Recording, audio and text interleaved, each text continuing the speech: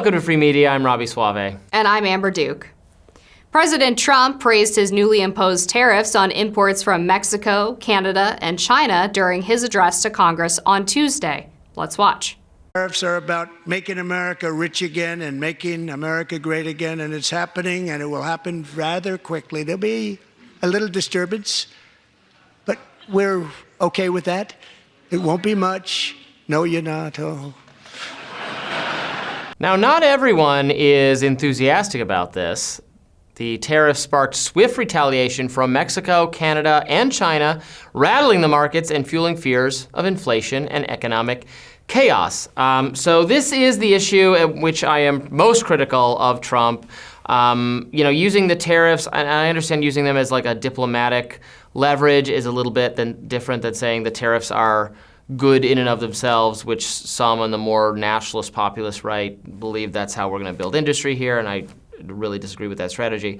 Implementing these tariffs, I think, will cause pain. Trump seems to acknowledge there that it will cause pain, and I'm obviously against them. I also wonder why is that worth doing, and what do you think he's expecting to get out of Canada and Mexico that it's worth like putting the entire rest of the Trump agenda into some alarm when this will sour the polling against him if it endures for very long at all? Yeah, I mean, part of it is reshoring American manufacturing. You can't work your way around that. That's just the reality.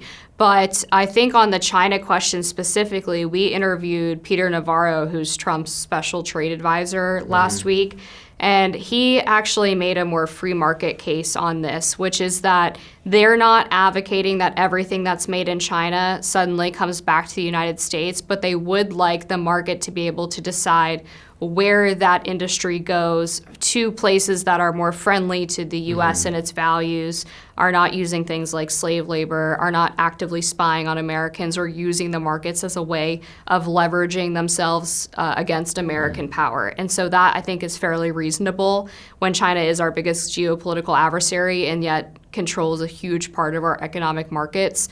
On the Canada and Mexico question, I've been having a difficult time getting out of the Trump administration what else it is they would like them to do on the border. Because they kind of fell in line, right? Or Canada did. I don't know, how much more abuse can Canada take? So Mexico deployed 10,000 National Guardsmen. We actually had a reporter at the Daily Caller embedded with them over the weekend.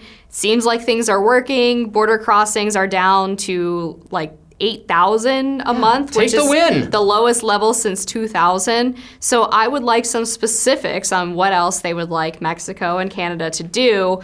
If it's just they have tariffs on us, we're going to match that level of tariffs and it's all going to be retaliatory, and then if they increase them, ours will increase concordantly, then that's an industry argument. That's a reshoring of manufacturing argument, which is separate from the negotiation argument. Well, tell them to take their tariffs down to zero, and we'll take our tariffs down to zero. That would be fine by me.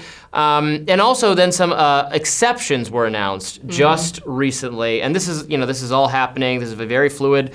By the time this video goes up, the tariffs could be gone. They could be 20% higher. We have no idea. They were announcing exceptions for cars, for car manufacturing. And this starts to, well, I guess I want as many exceptions as possible because I think the tariffs are going to raise costs for everybody.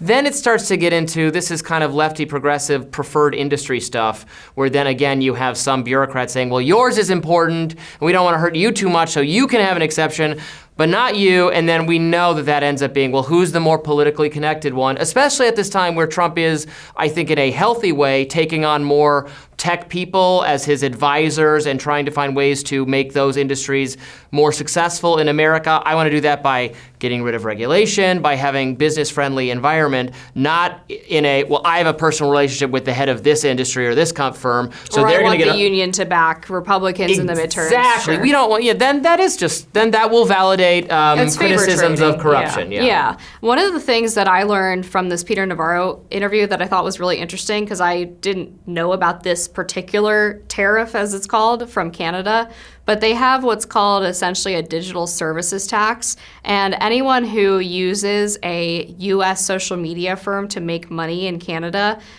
typically the big tech company, let's say someone is really popular on Instagram, and they... Like you and I. That's huge on Instagram. Let's say they make, X amount of money each month through Instagram Reels.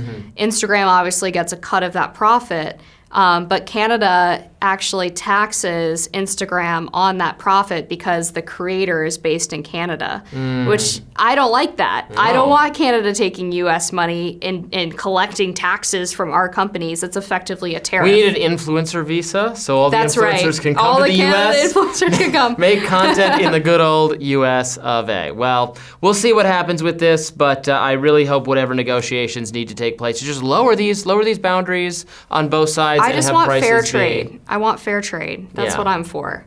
fair trade. Yeah, not free trade, fair trade. What's the Because it's not difference? really free if China's charging us 30% Yeah. for all of our products to go I in, see. and then we're not charging them a concurrent amount for their products to come in. I would like it to be a level playing field. I would certainly like it to be a level playing field as well. At zero, it At would zero. be. Yeah. Zero, yes. Yeah. All right. More free media coming up tomorrow. We'll see you then.